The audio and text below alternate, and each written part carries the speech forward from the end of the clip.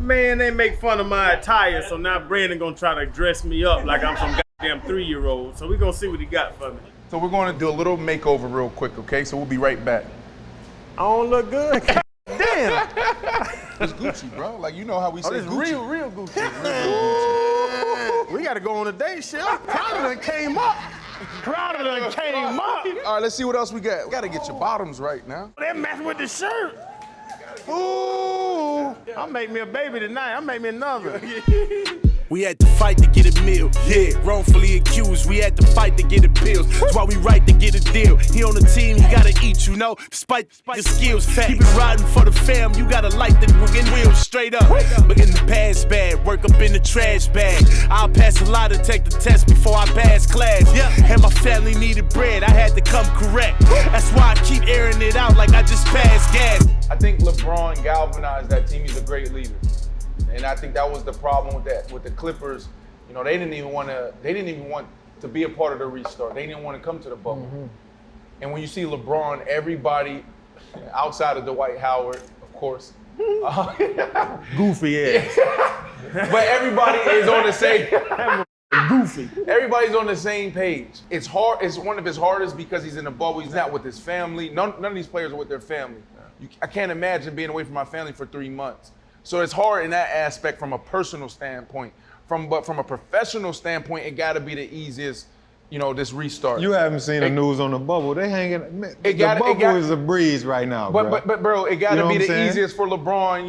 You know, before COVID hit and the NBA shut down, the Clippers was actually taking off. They were coming together, and that was going to be their biggest problem. Clippers didn't come back with the right mentality. Montrezl Harrell came back out of shape. Lou Williams at the strip club eating lemon pepper wings. I'm with Lou. So you're saying I'm Magic with Lou. So have you had Magic City wings? You're putting an asterisk on the championship. No, but I'm not putting an asterisk on it. No, I think it's, you know, LeBron, he found a way to get an edge. Like that's what I see it in the NFL, guys are doing the same thing. Like this is an opportunity. Some House of Athletes supplements though? Nah, I ain't do that. If he gets to 6, I will put him with MJ. That's what. So what he got to do to be better than MJ? That's tough. He need to go. He need to be reborn again and get a new mom and dad. Bro, MJ is that dude. I'm telling you. This old school talk, but MJ was just that dude. That was that guy. And to the point about the asterisk, I like Fred bringing it up. I believe that this year's championship is harder than 19 and 21 and 18 and 17 and 16. Bro, you hit it on the head. I gotta leave my family for 3+ months and perform and go out here and go against the best in the world when my entire life was blown up. People are talking about asterisk with this season. I would say this year's champion is a better measuring stick I disagree. than any other year. This is why I disagree. You're at the stadium 7 a.m. You're home 5 o'clock. Yeah. Right? When you got home, you had to make sure you probably decompressed for an hour. Your time. Yeah. And then your boys, your kids, or whatever it might have been while you were playing, they attack you, they jump on you. You got to make sure you're up. You got to muster up that second win and take care of the house, right? In the bubble, they ain't got to do that. Fan friendly, hold on, let me finish. Fred, how hard is that, bro? You just said fans and family. Hang out with your kids, have sex with your wife, and talk to some people that like you. Bro, that's not hard. We're talking about being in the bubble, though. Not to have to tend to the hens. I call it tending to the hens. When I was a rookie in the NFL, you had to pay for porn site. Had to pay for them. Pornhub.com free. They, whatever they doing, that's what they doing. They handling business in the bubble. Whatever they got to do, they gonna do. My man, what was that? The Houston Rockets man. Yeah. He found him a little tester girl that wanted some action. He done brought her to the room and got kicked out. Bruh, that's the sport. Fred, your point about the bubble is my opposite point. Is that you don't have to do all that. You don't have to. So it's easier to win in the bubble. It's easier to win. Didn't he just say it was gonna be the hardest championship? Ooh. What we got? For you, I have Escovitch fish. Ooh. And I'm gonna eat it. For you, I just have sides. For the rest of the guys, I have oxtail, rice and peas. Oh, Rice Chef, and peas. you ain't made the oxtail, Chef. Oh, Chef. Oh my goodness gracious. Chad, the oxtails are stupid. I got the tag this time. All right, so what we got going on here? Caribbean today. So you have escovitch snapper, with rice and peas and cabbage, It's and been 2 years, fellas. I ain't ate no meat in 2 years. Get you some meat in you. Fred doesn't eat fish or beef, so he just has a side. And these two gentlemen have oxtail, rice and peas and cabbage, and fried plantain. Why y'all decide on the diet y'all decided on? I just don't eat beef, and fish will kill me. Oh, so you're allergic to fish, I can eat shellfish, I'm backwards. but you decided not to eat beef. Right. Bro, that cow ain't do nothing to you, Chef, man. This is so good. we talked a little bit offline about the NBA players, the restart, the bubble. Like, I don't know if you know, but these guys been in the bubble for 3 months. And it took like 2 months before like their wives, their girlfriends can come in. Yes, You think that's hard on the man and the women? absolutely. Yeah. I mean, well, then again, most of the season, the guys are on the road anyway, right? Yeah, that's true. But chef, they still getting sex on the road. Oh my goodness. Well, Oh my goodness. Delete, delete, delete. So y'all ain't live like I live then. You still, they talking about they on the road, they ain't with their wife. They still getting sex if they on the road. Y'all ain't got no game, Fred. If you ain't getting no sex on the road, you ain't got no game. I'm drinking. I ain't got nothing to do with that Man, it's conversation. women sitting outside the hotel. All you gotta do is go upstairs and come back down. Oh, for real, that happened for I real? went on the Miami Chad. Dolphins. Yeah, I'm Chad. I played for the Jaguars, man. Chad. We was sorry, ain't nobody waiting Y'all for was us. sorry like that. The Dolphins was terrible. But I could always sneak downstairs by that bar and find me somebody smiling. you? for real. I'm cutting this. Me? You said you? No, don't cut it. I ain't know of it like that. No. Me and my wife ain't beefing. I'm retired, so we good to go. Okay. When you walked in the hotel, all you saw were fans. Y'all were lying. Think about this, fella. Listen, play this shit. When y'all walked in the visiting team hotel, y'all saw the fans lined up behind the little ropes, right? Yeah. And behind them were another row of people. Y'all ain't never looked behind that second row to them girls sitting back there with them skirts on. I never really that was looked. smiling. Yeah, but what you gonna do? We got I was- security guards on every floor. Every like, floor. Bro, You I come would down. sprint upstairs to get my bag in the room and sprint straight downstairs. Every away game I ever played in, I would find a strip club in the area and we go to the strip club. When we went to Buffalo, we go over to Toronto because Buffalo got garbage strip clubs. Bro, All right, Chef. we go to Toronto and it's a strip club in Toronto. They got red lights around the top and got a massage parlor and a wing spot. So think about that. Strip club, massage parlor, wing stop, all in the same little cortex. That's why we never beat Buffalo Bills, because we were partying. That's You it. ain't come. No, I ain't come. I know you was in the room square drinking water and shit. Big come drink. I'm trying to win the game. You wonder why? Y'all wonder why I went crazy in Miami. Hey, defense was sound. Defense, y'all was good. Defense was sound. Y'all was. Yeah. Really, y'all ain't never party on the way trips? No, bro. No, ain't about no party. So y'all got to the hotel and went to I don't y'all know room about and sat them, boy. down. I was on the game. I went to eat. My trip. Man, My thing is when we land, we would, early in my career when I ate bad, we would go eat. Me and Elvis Dumerville go eat soul food. That was our thing. Whatever city we went to, we tried to find, the best soul food restaurant. But after that, bro, I was getting massages. I was seeing a chiropractor. How did you find the best soul food restaurant? Elvis found them. That was his job. He would find it online. Yeah. So you can also find the best strip club online. And then you slide there and you find somebody because you got that little 4-hour window. That 4-hour window, man, we used to get loose. Y'all were missing out. Now you know why the Dolphins was terrible. They ain't worried about me. All right, look. So Houston. I think this is an important topic because every time I, read our comments and I don't know if y'all know, but we had like 3,000 people in our chat when we aired our last episode. Y'all need to subscribe. That's what they need to do. Subscribe. So people need to subscribe. Subscribe. I know you see this. Yeah. You know I don't play that. The way people were engaging with us was as if we had 1 million, 2 million subscribers. And one of the things that stood out, they like, man, Fred T, I love his knowledge. I come here and I learn, like OGs. We got a lot of athletes watching. We got a lot of people watching. And, one of the biggest challenges that we all have, and I feel like it's universal, is money. That's a big challenge, Channing.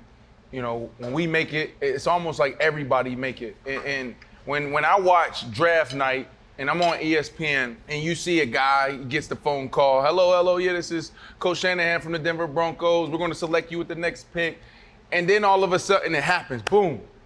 And what do you see? Not just him crying. Everybody. Everybody. Why are they crying? So for me, man, like I know one of the biggest challenges for me and something I struggled navigating throughout the whole 13 years was how to help friends and family. It was tough on me because I was extremely family oriented. Like I think a lot of us are. We're very family oriented. Everybody behind you, they come to your high school games, they fly into your college games, they, you know what I'm saying? They're there with you. But bro, as soon as you touch the NFL, and this is the thing that people think about, but they don't really think about. Everybody thinks as soon as you touch the league, you're a millionaire. Yeah. As soon as you get drafted, even 7th, 6th round, you're a millionaire. And it's not like that. But when I had nobody living in Miami. I didn't know I was getting drafted to the Dolphins. I was in Atlanta, my sister was in Atlanta. I get drafted to the Dolphins. As soon as I get drafted, my mom moves to Miami, my sisters moved to Miami, my brother-in-law, my niece, and my nephews, because now, like B, you said, we made it. We made it. And that was a tough thing for me, was to look at, like, I don't just need to take care of myself. I just didn't make it. I have to think about everybody. I have to try to set everybody up.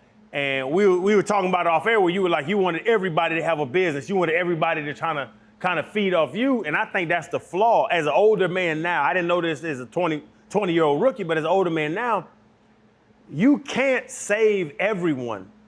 If you give all your money out, then you're gonna be broke and you can't help anybody now, and we've all been retired for years. Okay, so you came in the league with that mentality. When did it shift? And when it did shift for you, was there any relationships broken? A lot of relationships broken. A lot, because one thing I did was I would always tell people, if you're paying rent, I will front the 20% mortgage. But a lot of people don't know this. Like, you can front 20% mortgage and get a hell of a rate. If you can put 20% on the table up front on whatever house or apartment or condo you have, you can get a hell of a rate. You can get, right now you can get under 4%, but you can get 4 to 5%, where I would say, so you're paying this person $1,500 a month. I'll pay 20% down, find a place that you can get where you're paying me $1,300 a month. And I own the place, and you can live there, and instead of paying them, pay me. It sounds good until they get resentment towards you for being their landlord.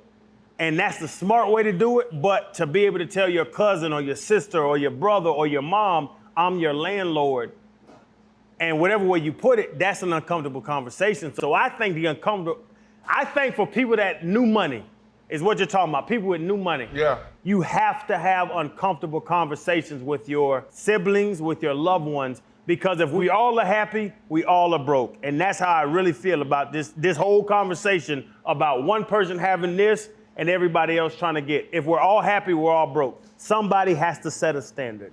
When I first got in the league, somebody said, hey, Rook, you're gonna have to learn how to tell your people no. And that was the hardest thing for me. You know, saying no to people who helped me out on every aspect of getting to where I got, was telling them no. Whether it was my brother, sister, my mom, I ain't telling my mom no. My grandmother, you know, who raised me, I'm not telling her no for shit. You know, whatever she wants, she could get, that's baby. That and then trust. You know, figuring out who to trust. You know, people come, they befriend you, and they tell you these are the things you need to do with your money. You know, being comfortable with a financial advisor. They have their philosophies, and they're doing it with your money. So when you don't come from money, and when you're talking about financial awareness or the lack of, that's the biggest challenge for young guys who acquire and come into money. Nowadays, these dudes getting $100 million contracts.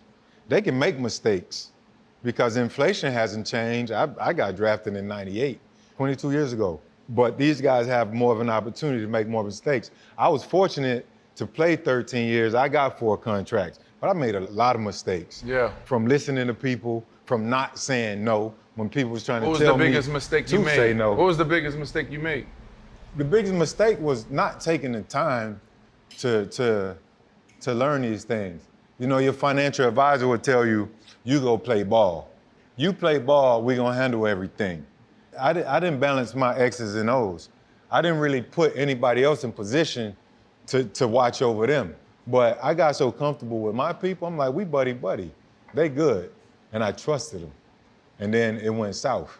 So if you know my story, started with a black agent who ended up getting arrested, Ponzi schemes, that went south. I learned a little from that, but then I entrusted someone else who pretty much did the same thing. Started out conservative, but then he ended up putting us into some other deals that was a little bit more aggressive, but it was for the benefit of him. So I learned from that. Hindsight is 2020. I feel like I take that message now. I make more money now from sharing that message with younger players and corporations and speaking engagements. So God put me in that position for a reason. Yeah. To share with my children. Now I'm better for it. I'm not saying that I'm the best money manager. I try to be, but at the same time, my message to the young guys is learn how to say no. Yeah. Everybody wasn't always there for you. You know, take care of your immediate family, your mom, your grandmother, and everybody else. Put them in the business proposition. If you're gonna give them money, create an LLC, make them do something. Now frame that business as an entity that's doing something for you. Now they can go and they can write those, you know, that money that they're receiving off. Yeah. So it's different ways to maneuver around the tax system that'll benefit you. You sound like Trump. No. Let me ask you a question. That boy reckless. Because your circle's small. Yeah, I ain't really had one. So you know, grandma raised me. My grandma raised me. My mama was in LA. Then I got drafted. Obviously, my circle of friends was small. Being from Liberty City, those friends were dudes that were in the street. So what did they already have? Money. Yeah. So they was already eating. So I was already around money. Watch how they maneuver. Obviously, I didn't spin that kind of way, but my grandfather was extremely cheap for some reason. And so those values and me watching him over the years, for some reason, it was already in me. So once money came, you know, I'm always preaching about being cheap. With the jewelry and the watches, I know I talked to you before about never really buying anything real. Everything was always replica. Nothing was ever real. As far as yeah, always. Like small example, people would always ask, even current athletes today, like, is it serious? Some of the stuff that I've seen documented, is it true that you bought everything replica and it wasn't real? I say, yeah, there was no point because the women have already done their Googles. So there's really no need and there's nobody to impress. I can get the same, like Hard Knocks, where I got my earrings from Claire's. Yeah, I remember that. With a black card. And the whole message was, I'm still rich, I'm still me, I don't really need it.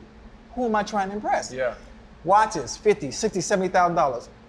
What time is it real quick? 10 o'clock. How much that cost? Nothing. Time is free, so why am I paying for it? What's the point? You already got money. To impress people. Rappers different, they have an image to uphold, but I don't because I'm Ocho. But they also get the fake diamonds, they also get the fake jewelry too. But I'm Ocho. I got to a point in my career, money-wise, I was trying to think of something that I could buy that was bigger than my name alone. It wasn't nothing. So, bro.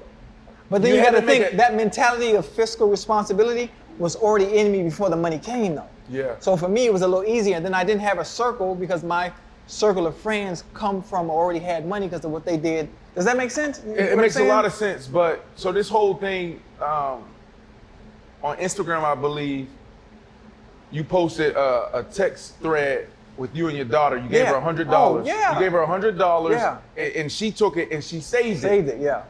And then she hit you back up. For 20. Hey, I want to eat. For $20, yeah. So, like, you really that cheap? Yeah, it's always been that way. And I try to instill that in them with just small stuff. I told her. So that's intentional, though. That's intentional. Not just yeah, I'm not playing around. I'm not playing around. I'm trying to get them to get that same mentality I had and not think like, oh shoot, you know, my old boy, he got it. I can just keep asking for it. No, you know, this is a method that I used in college at the time with the whole syrup sandwich, the ramen noodles, and I still eat that way today. And people always ask, like, dude, what are you doing? You got money? Like, no, that's not how you operate. You don't move like that. Yeah. Money comes in phases.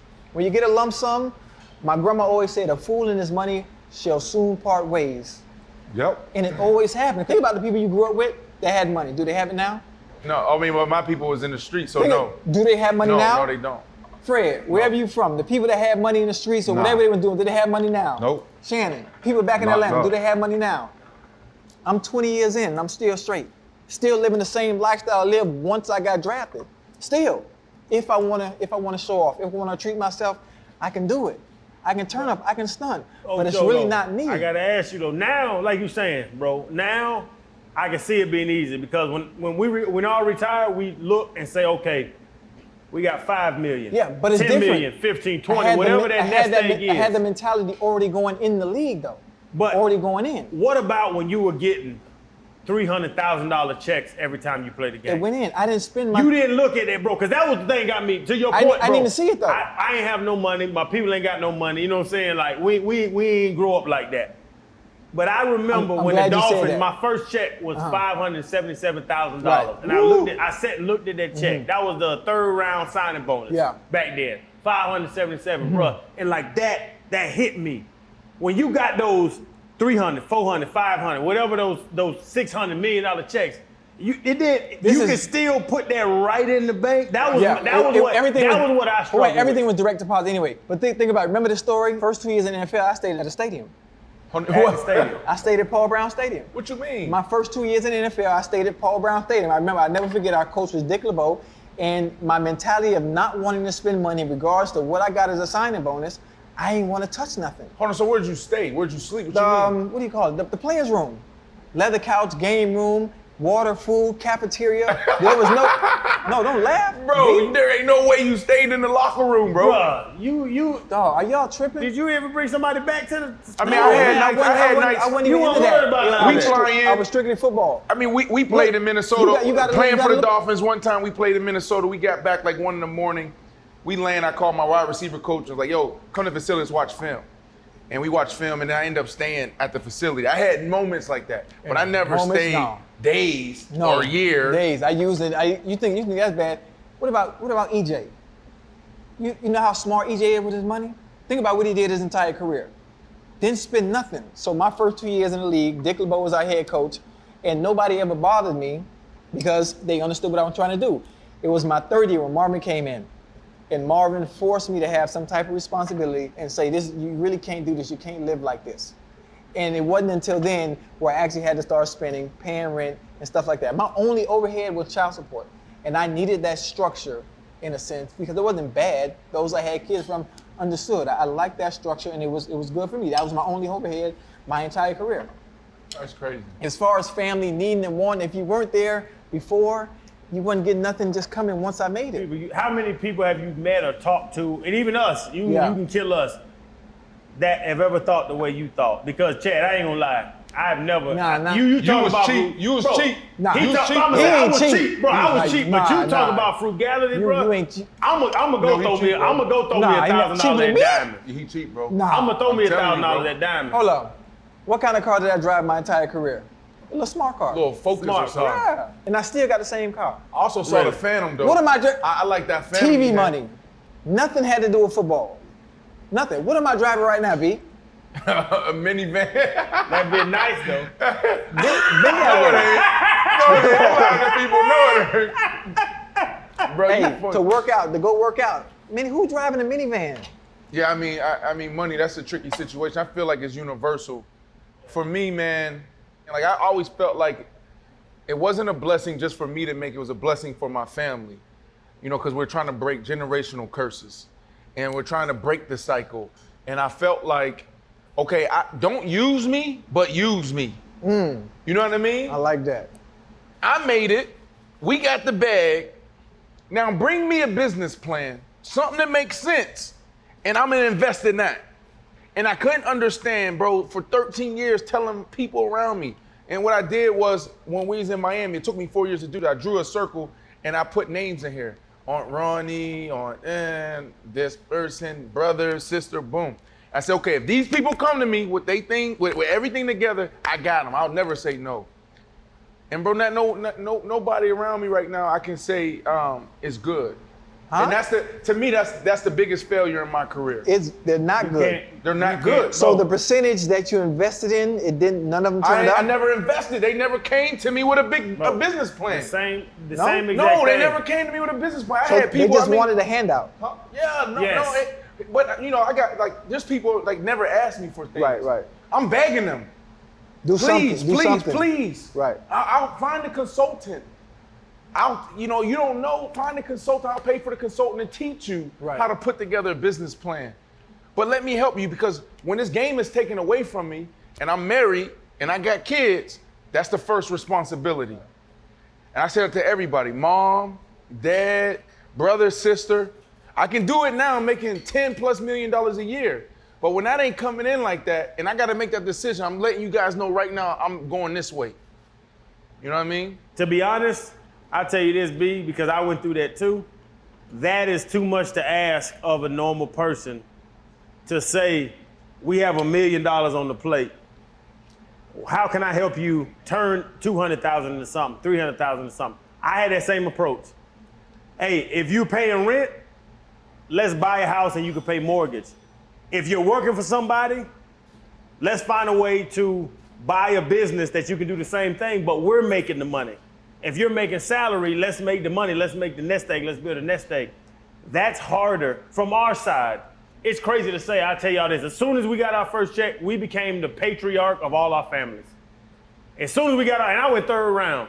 You went 4th round, right? Yeah, 4th round. You go, where y'all go? You went 1st round. Don't lie. Look at Fred that. smiling. You know what I'm saying? I want to chime in. But even 3rd round, like I just said, I told a story where my first check was a little bit over $500,000. Mine was $385. Nobody in our families, and I'll tell you this, I know for a fact, because nobody's ever, nobody with the last name of Crowder that has my blood in their system ever saw a check for $500,000.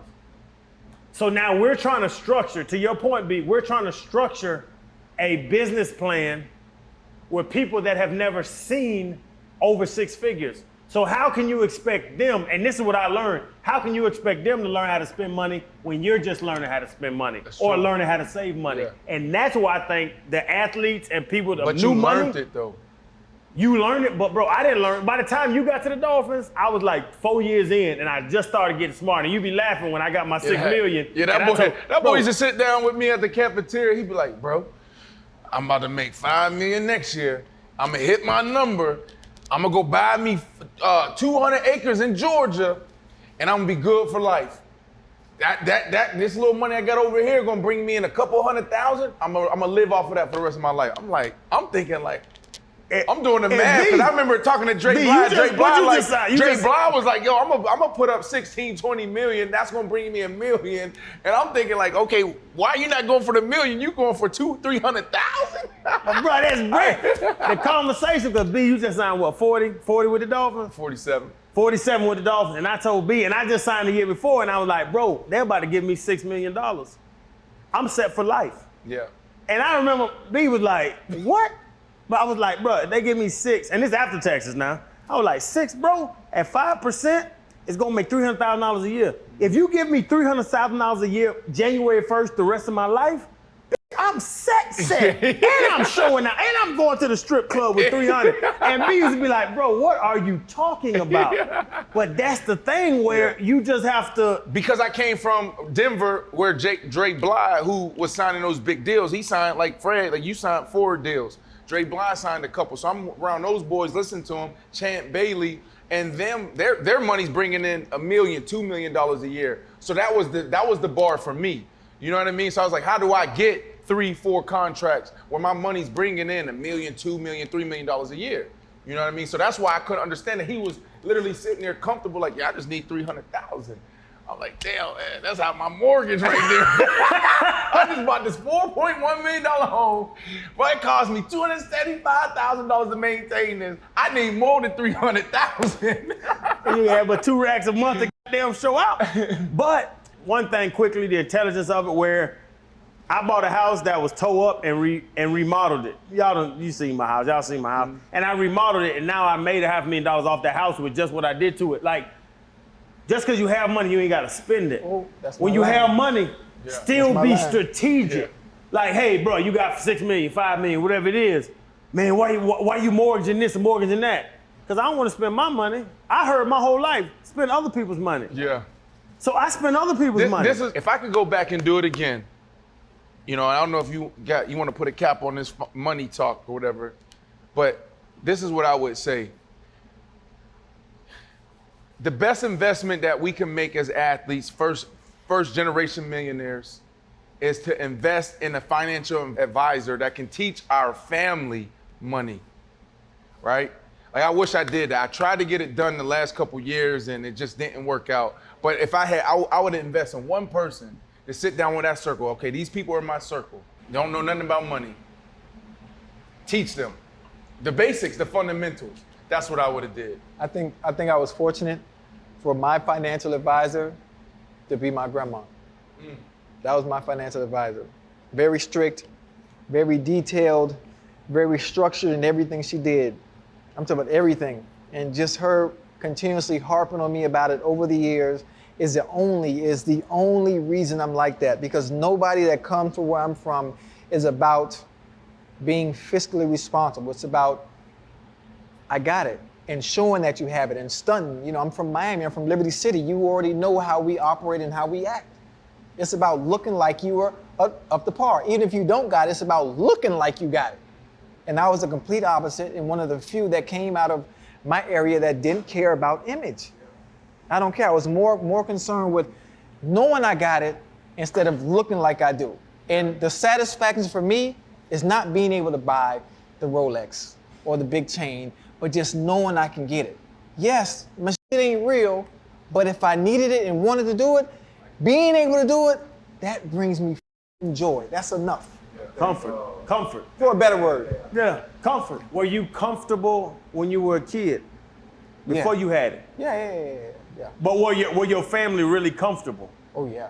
Because we weren't. Like, I remember my mom trying to pay bills and we eating cube steaks and corn. You know what I'm saying? When you was a kid, now. Sugar like, bread, did y'all struggle? You know what I'm saying? sandwiches. Yeah, did you struggle? When I was young, I didn't know what comfortable was at the point. You don't know the difference. Yeah. And what the difference is. You don't know. You don't really need to press upon anything. We talked about it before. One of those episodes talking about the table next to us, they popping 5 bottles, we want to pop 6 or 10. You know what I'm saying? Yeah. And that's a lot of what we fall into those traps, right? And I wanted to ask this question, to everybody actually.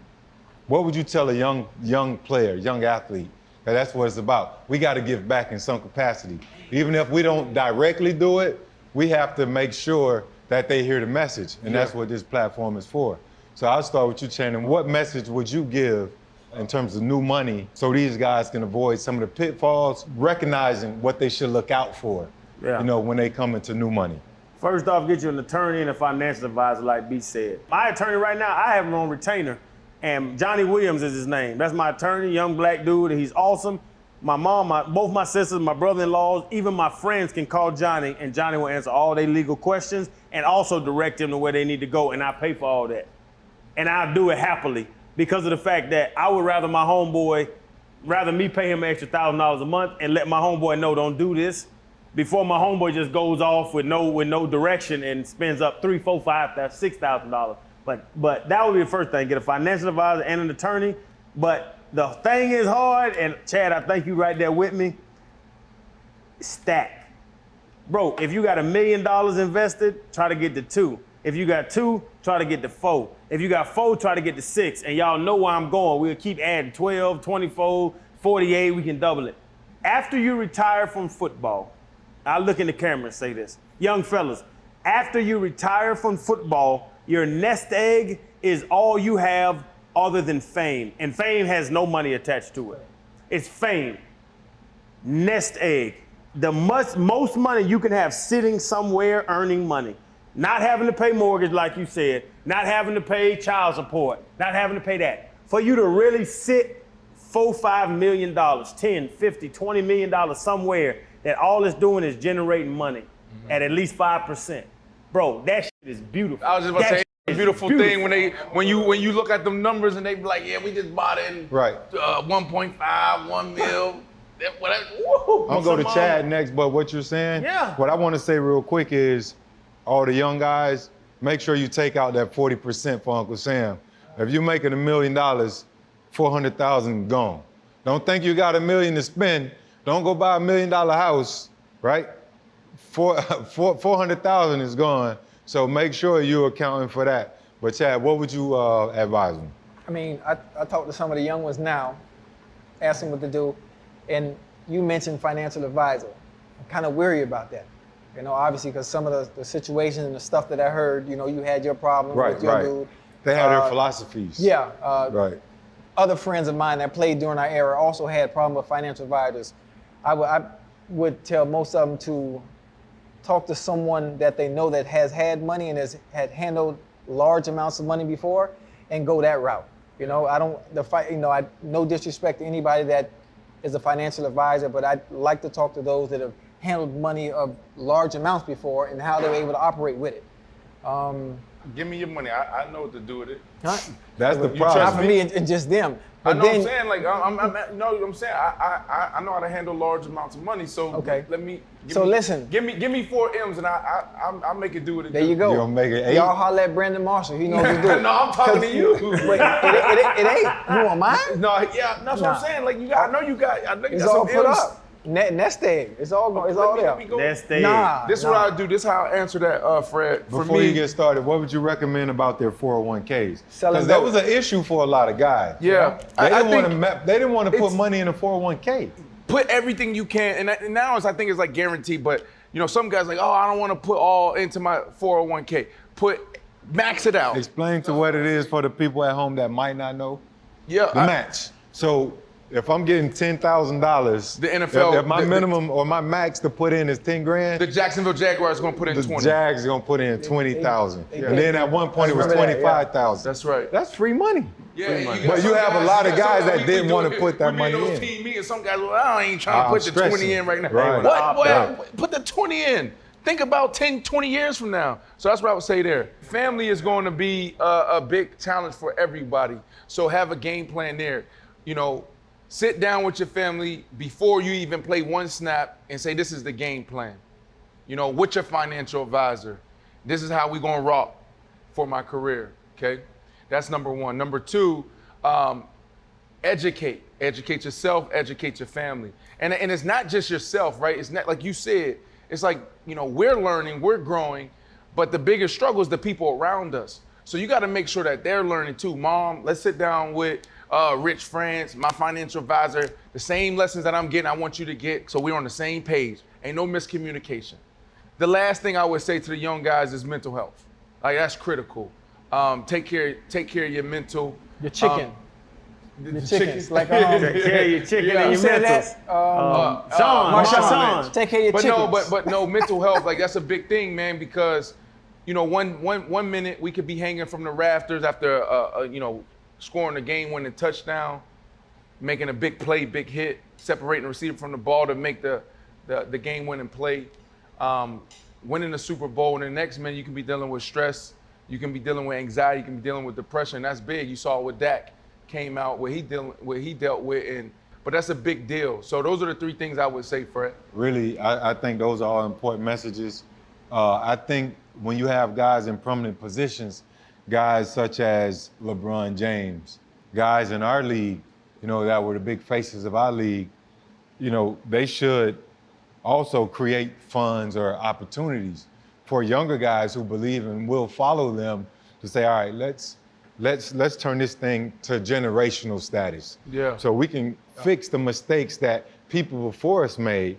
Let's create a pool of fund, much like what the people on Wall Street does, what the big hedge fund managers do. And that money, you know, at 5% on $1 billion, this is money that they can eat off forever and their kids can eat off forever. So I think all your messages were brilliant. Our mistakes will be, you know, an opportunity for them to succeed, and I'm okay with that. But Because Fred, my goal in life is to share my message. And you To shared make your it. message tonight, Yeah. and everybody else did know, too. we- Yeah, You know- but Fred, I want to tell you that what you're talking about is hard money loans, and this is something too. with Not necessarily talking about- hard money loans. Yeah, but that's what it is, Fred. If you get a bunch of money together and try to make money off it, you have hard money, and you're trying to invest it in something to make more than 5%. Because if you leave it in the market and make 5%, Fred, I It's think that different. I think It's that different. is something that the NBA players had on the back of their jerseys. I want to say Andre Iguodala had group economics. Group economics, right. With the black culture, we don't trust people. There's a reason why. Fred, You've been I do hard money loans now. I try to reach out to teammates and friends and say, hey, bro, let's get $500,000 together and we can invest in this hotel. We'll make 18% for the next 10 years on the hotel. We can sell it and get our money back and continue to make money. And dudes be like, bro, I ain't giving you $100 grand. I be like, They bro, can't I'm putting my money in there too. Like, I Because got they- 100. We get 5 guys to put 100. We got 600, bro. We can buy a Because hotel. when Dude was like, you've bro, been I'm not giving you deprived, $100. when you've been deprived of resources and finances, you can't see past from me to you. Yes. So if I got money, I'm gonna keep my money. Every other nationality, they're thinking 20 year, 30 year, because they got time. Black people ain't never had Fred. So they can't trust. It's the crab in the barrel mentality. Yes. And that's what has been conditioned to us. And it's unfortunate. That's true, bro. I see it all the time. You know, I'm always down to pool money and put money with people. Yeah. You know, at some point it has hurt me. At some point I've won. But at the end of the day, it's been a balance. I'm gonna find a way. God gonna find a way to make sure I'm good. And that's always been my faith. I'm gonna always have my season where I'm gonna eat. I'm gonna always have my season where I'm gonna learn. And then during that season when I'm learning, I'm helping teach everybody else because they looking up to me. They figure that I got this shit smooth and I got it made. That ain't the case. I struggle, I have ups, you know what I'm saying? Yeah. But I'm gonna be transparent. I'm gonna put it out there. I'm gonna tell you off top, you can run with me, but I don't know how this gonna be, but we gonna take a shot. And I'm gonna take my shots, but I'm gonna have some in the background. I'm gonna have a pillow back there just in case I fuck that up too. You know what I'm saying? And that's the next thing. But quickly, just a point, and I don't know how y'all feel about this, but let me know. Chicago, New York, all them big cities, Vegas and LA, they have a Chinatown. They have a Russian spot. Miami, Boca's where the Jewish people live. Think about all the Chinatowns around the thing and the Jewish people spot where everybody know and the Russians live and the Venezuelans live. Where black people live, it's just called the hood. Correct. Y'all ever thought about that? Right, Where of course. Chinatown, where if there's people from China that come to the U.S., that immigrate here, they get together in Chinatown and make money together. Where black people live is always called the hood. They don't say project, African American the ghetto. town. Right. You see what I'm saying? And that is a ideology problem that African Americans have in this country. But if you put it on a bigger scale, when everybody went and stripped Africa of its resources, they stripped the black people of their culture, which is the same resources at the very end of the day. We have to we're dependent upon everybody else. The biggest recipients of hair products are black people. Yeah, Who's selling the hair product? not black people. The Asian people, that's their culture. You have to go into not necessarily their community because they're not afraid to put those shops in the black community. Black people are gonna think twice before they run up in that store to rob them. But if you was a black person and that was your store, they plotting on you from the gate. Because they feel like you ain't gonna give them nothing. If they're not plotting to rob you, they plotting to get 30, 40% off. You gonna hook me up today? If you don't hook them up, you're looked upon as a bad, a fucked up business person. At the end, that's just our mindset is crazy. Gotta change We that. gotta reset that way of thinking. It's so deep, but when you got 400 years of torture, of abuse, of manipulation, of this is the way you should think, PTSD, I keep saying it over and over again. Slavery was a reprogramming of our people to where we're still fucked up today, where we fight against each other more than we fight against anybody else. Until we reprogram that, we're gonna always have that same fight. And that's gonna always be the issue in our plight to try and get respect. And I think that to bring this back around though, to how we started the conversation is guys that had a God-given ability to catch the ball, run route. Well, you ain't run no route. You just big, bro. Everybody know Bro, I that. ain't run route. But seriously though, guys that do get that money and do have that money that have the mindset that we're talking about, it's tough for us to be the center of change. Like, bro, all I did was hit people. Like, I hit people in high school and got a scholarship. I hit people in college and got to the NFL. Hit people and got millions. Hit people, kept getting millions. That doesn't teach me how to change the group economics of the African American community. That you didn't have an teach me opportunity that. to go back in the hood, your hood And or try to somebody reach else's out. hood, But Fred, and try I to tell reach you, out. I've reached out to dudes and tried to do a hotel, and dude be like, Crowder, I'm talking I about. ain't giving you no damn money. I'm talking about the hood. I'm talking about the Go kids, down to the inner lowest- city. Yeah, because the old guys, they've had the opportunity. Yeah. You can't teach them Old new dogs, tricks, new bro. tricks, yeah. You got to start with the kids and pray and hope that somebody listens. You're gonna have a few other that want to do another lifestyle. Yeah. They gonna want to be a But- D-boy, or they gonna want to do something else. But even not big- just knock that, because a couple D-boys looked out for me and tried to put me on track. Nah, here's a couple dollars, stay out the way. Something bigger gonna happen for you. And I respect them and I love them to this day. Whatever it might be, you gotta try. And the hood gotta try. You know what I'm saying? That mentality gotta go though. Hey, on that money topic, you know what we didn't tell those dudes to do, man? enjoy yourself. You gotta enjoy yourself. You work so hard to get to that point, man, and we don't know everybody's backstory. Right. But once you get there, man, that's a joy. You got to be able to enjoy your fruits of labor, but do everything in moderation. In moderation, You do it in moderation. That's the key. You're gonna be all right. Have the right people, on your team. You gotta enjoy yourself, man. That's the key. Just think about your backstory on what you went through just to get to the league. And once you get there, then you got us telling you what to do with your money. Yeah. But you gotta enjoy yourself. But just do it in moderation, man. Because 78% of us go broke? Some funny numbers, but yeah, basically. Funny numbers. But that's good. That was the end right there. Do it in moderation. Man, that was good. That was good. Yeah, we went in on That that. was a good one. That's one of those serious conversations. I didn't think it was gonna go that way, but that was good. That was a good one. Hey, how much time costs? Free. Free. Hey, you preach, boy. That was good. We had to fight to get a meal. Yeah, wrongfully accused. We had to fight to get appeals. That's why we right to get a deal. He on the team, he gotta eat, despite your skills. Keep it riding for the fam. You gotta light the wheels straight up. Look in the past bad, work up in the trash bag. I'll pass a lot to take the test before I pass class. Yeah, and my family needed bread. I had to come correct. That's why I keep airing it out like I just.